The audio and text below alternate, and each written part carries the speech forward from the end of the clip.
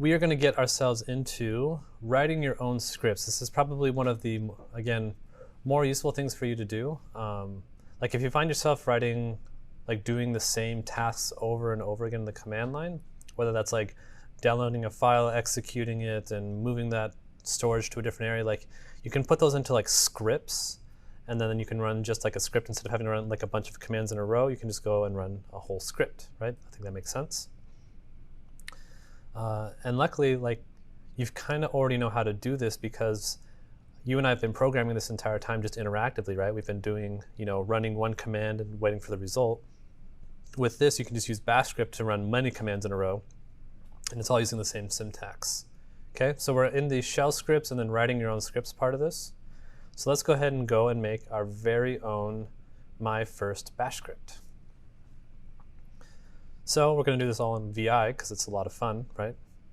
So we're going to come back over to our command line here, and we're here in my home directory, and I'm just going to say VI, and you could also do this with nano if you want to. So make a file, what are we going to call it? genfiles _ genfiles.sh. Okay, I'm going to put myself in insert mode with I, and I'm going to say the first line is going to be make dir -p ~temp. Okay. So this -p means if the file or the folder already exists, don't error out, right? Because otherwise, if you just do make dir without the -capital or the -p, if temp already exists, is like, hey, that already exists, I'm not going I'm going to error out now, and your script would fail. So the -p means if it's already exists, great, just don't do anything. Okay, then we're going to cd into that temp directory that we just created. So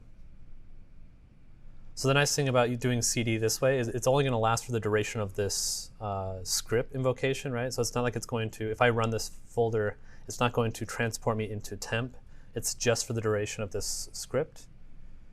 Okay, then I'm going to do touch file, and then we're going to do that range thing that we saw before, .txt, and then we're going to say echo done. So, as you might imagine, this is going to create a directory, it's going to change directory into it, it's going to create a bunch of files, and then it's going to echo done. Pretty simple, pretty straightforward from there. Okay, so I'm going to hit escape and write and quit. Okay, and then I can just say source, what did we call it? Genfiles, right? And then you can see there, it just says done. So source is one way you can do that. I could also do that with .genfiles. Oh, sorry, I have to get back out of this. .genfiles, like that. Totally equivalent. I would say that the dot notation there, that works in more distributions of Linux. Source only works in some of them. And you can also say bash genfiles, like that. And that's the part. So here's why. Notice that this did not change my directory, whereas source did. And that's because bash is actually creating a sub-process. And so the sub-process will change directories, but once that finishes, it goes back to my parent process. Whereas source is running this in the same process, which is why it's changing our directory. Kind of a weird hair to split there.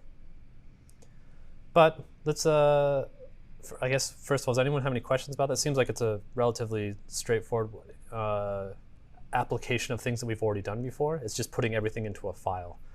And it's just nice because you don't have to remember how to do it. You just say, like, I'm going to create this script file. It's going to do one thing for me, and then it's done. Kind of like what we did with the bash 2048 there as well, right? That's the same idea. That's just someone's very long game that they put into a script file.